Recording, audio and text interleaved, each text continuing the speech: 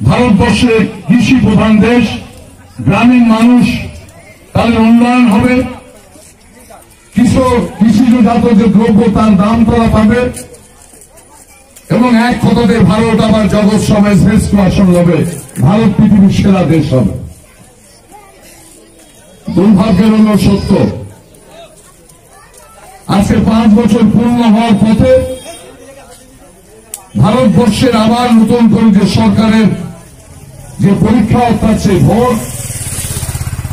Vote পরীক্ষা আবার শুরু হলো। আপনারা এখানে যারা আছেন এই এলাকার মানুষ, আজকের আধুনিকতার যুগে আপনারা সকল বিষয় জানতে পারবেন বা পারেন আপনাদের বিভিন্ন সংবাদ মাধ্যমের মাধ্যমে, সোশ্যাল মিডিয়ার মাধ্যমে। সেখানে ভারতবর্ষের বিজেপি সরকার যা যা কথা বলেছিলেন একটি কথাও তারা রাখতে পারেননি, তারা একটি কাজও তারা করেননি। সেই ভারতবর্ষের কারোর ব্যাংকের অ্যাকাউন্টে আপনাদের 15 লাখ করে টাকা এসছে, এই দেবীপুরের মানুষ সহ সারা ভারতবর্ষের মানুষ বলছে না আমাদের ব্যাংকের অ্যাকাউন্টে কোনো টাকা পায়নি। দেবীপুরের মানুষ সহ সারা বসিরহাটের মানুষ, সারা রাজ্যের মানুষ 2 কোটি করে চাকরি বেকার যুবক যুবতীদের দেওয়া হবে। বিজেপি সরকার বলেছিল আপনারা কেউ চাকরি পেয়েছেন? উত্তর আসবে না, একটাও চাকরি পাওয়া যায়নি। আপনাদের বসিরহাট সহ এই বিস্তীর্ণ এলাকায় এই জেলাতে নতুন কোন কল কারখানা তৈরি হয়েছে উন্নয়নের নামে? আপনারা নিশ্চিত বুকে হাত দিয়ে বলতে পারবেন না, একটাও কল কারখানা হয়নি। আজকে ভারতবর্ষে সুইজারল্যান্ডে কালো টাকা আছে বলে সেদিন যারা দাবি করেছিলেন, আজকে সেই কালো টাকা একটা টাকা উদ্ধার করে দেশের মাটিতে আনা হয়েছে। উত্তর আসবে না, একটা টাকা উদ্ধার হয়নি। তাহলে ভারতবর্ষের উল্লেখযোগ্য কোন ঘটনা ঘটেছে? না, উল্লেখযোগ্য কোন ঘটনা ঘটেনি। কি তারা করেছেন? তারা বলছেন আজকে তারা একটা মেরুকরণের রাজনীতি করছেন। এই ভারতবর্ষে একটা সম্প্রদায়ের নামে তারা রাজনীতি করছেন। তারা বলছেন যে আজকে এই অবস্থার মধ্য দিয়ে আমরা কি দেখতে পাচ্ছি, গণতান্ত্রিক যে অধিকার আমাদের আছে, ভারতবর্ষের সংবিধান যেভাবে তৈরি হয়েছে সেখানে সর্বধর্মের সমান অধিকারের কথা বলা হয়েছে। ভারতবর্ষ স্বাধীন হওয়ার পর পণ্ডিত জওহরলাল নেহরুর নেতৃত্বে, বি.আর. আম্বেদকরের নেতৃত্বে ভারতবর্ষের সংবিধান রচনা হয়েছিল ভারতবর্ষের মানুষের জন্য। ভারতবর্ষের হিন্দু, মুসলমান, জৈন, খ্রিস্টান, কোল, ভীম, মুন্ডা, সাঁওতাল সমস্ত মানুষের জন্য সেখানে সংবিধানে বলা আছে প্রত্যেক জাতি তার ধর্ম পালন করতে পারবে স্বাধীনভাবে।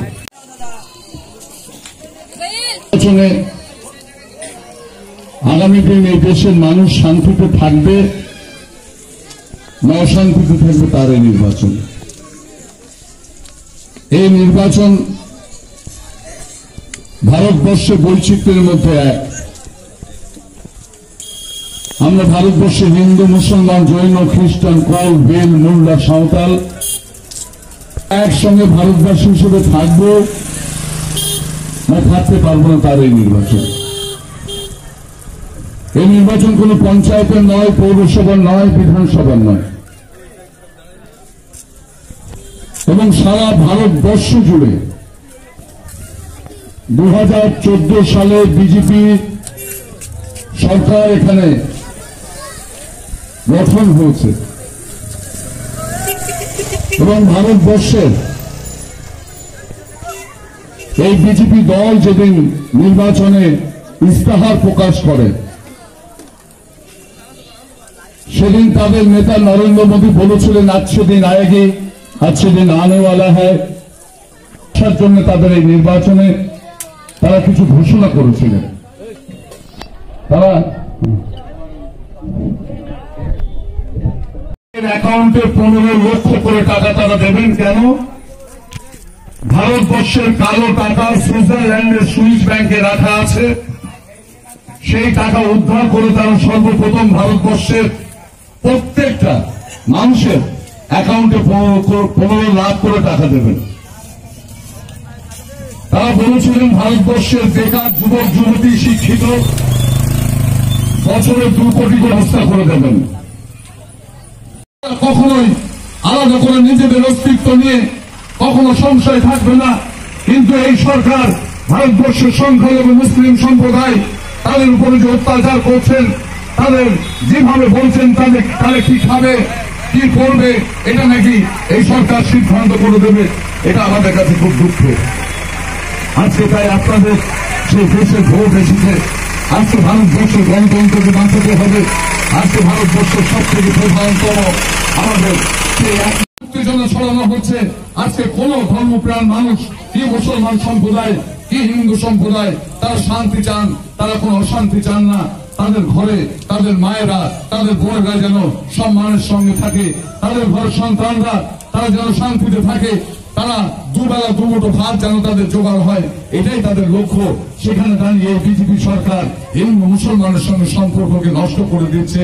এই ভারতবর্ষকে খণ্ড খণ্ড করে এই ভারতবর্ষের একদল মুসলিম মানুষ তাদেরকে আবার পুনরায় এই দেশ থেকে তাড়ানোর জন্য চেষ্টা করছে, একটা আইন বলবৎ করার চেষ্টা করছে। এবং আজকে আসামের বুকে আপনারা জানেন যে লক্ষ লক্ষ মুসলিম সম্প্রদায়ের মানুষ তারা হা হা করে কাঁদছেন, একই আইন তারা এখানে নিয়ে আসবেন বলছেন। এখানকার মুসলমানদের যাদের পুরনো দিনের তাদের কোন সেই আসল যে পরিচয়, সেই পরিচয় আমরা যেভাবে ভোটাধিকারের মাধ্যমে দিয়ে যাচ্ছি, সেখানে নানান ধরনের ফ্যাকড়া আইন তৈরি করে তারা চেষ্টা করছে একটা নতুন আইন এনে এখানে মুসলিমদেরকে বিতাড়ানোর চেষ্টা করছে। আজকের এই নির্বাচন আমাদের কাছে ধর্মযুদ্ধ। সেই ধর্মযুদ্ধ নিশ্চিত কোন সম্প্রদায়ের নয়, হিন্দু মুসলমানের দাঙ্গা নয়। সেই ধর্মযুদ্ধ আমরা শান্তিতে থাকবো, আমরা একসাথে হিন্দু মুসলমান বাস করব, আমরা ভারতবর্ষকে সমৃদ্ধ করব, ভারত আবার জগৎ সবে শ্রেষ্ঠ আসন লবে, আমরা সেই লক্ষ্য নিয়ে এগোবো। এই ভারতবর্ষকে আমরা নিশ্চিতভাবে আবার নতুন করে বিশ্বের দরবারে মাথা উঁচু করে বলবো যে আমরা সমস্ত জাতি কাঁধে কাঁধ মিলিয়ে এই ভারতবর্ষকে আমরা স্বাধীন করেছি। এই ভারতবর্ষকে আমরা কখনো এতটুকু ভারতের ক্ষতি করতে দেব না। আজকে সেই লড়াই আমাদের সামনে এসে দাঁড়িয়েছে। আজকে এখানে অন্য অন্য রাজনৈতিক দল আছেন, নিশ্চিত তাদের অধিকার আছে। আজকে যারা নির্বাচনে লড়াই করছেন, এটা তাদের গণতান্ত্রিক অধিকার, সেই গণতান্ত্রিক অধিকার নিশ্চিত তারা প্রয়োগ করবেন। কিন্তু আপনাদের মাথায় রাখতে হবে, এখানে যে দল যারা নির্বাচনে লড়াই করছেন, একমাত্র ভারতবর্ষের জাতীয় কংগ্রেস ছাড়া বিজেপির বিরুদ্ধে লড়াই করে তাদেরকে সরিয়ে দিয়ে ভারতবর্ষের নতুন সরকার গঠন করার শক্তি আর কারো কোনো দলের নেই। এখানে আমাদের বন্ধু দল আছেন যারা এই সরকার চালাচ্ছেন, তারা 42টা আসনে লড়াই করছেন। আপনারা যদি জানেন যে 42টা আসনে যদি তারা জয়লাভ করে, ভারতবর্ষে 543টা লোকসভা আসন 42টাই যদি তারা জিতে যায়, তাহলেও কিন্তু তারা সরকার গঠন করতে পারবে না। এখানে কমিউনিস্ট পার্টির বন্ধু, তারা দীর্ঘ 34 বছর ছিলেন, তারা জানেন তারাও যদি বেশ কিছু আসন এখান থেকে পান, সেই আসন নিয়ে কিন্তু তারা ভারতবর্ষের সরকার গঠন করতে পারবেন না।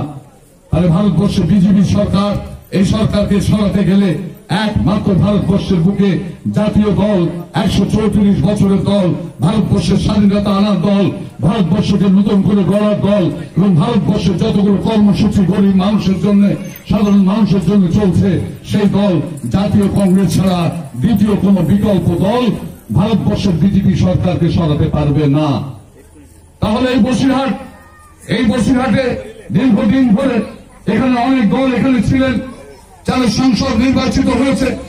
এখানে বসিরহাটে 34 বছর বামফ্রন্ট ছিলেন, যে বামফ্রন্টের 34 বছরের মধ্যে তারা চলে যাওয়ার আগে প্রায় 32 বছর ধরে তাদের নির্বাচনে তারা লড়াই করছেন, তারা এখান থেকে সাংসদ নির্বাচিত হয়েছে।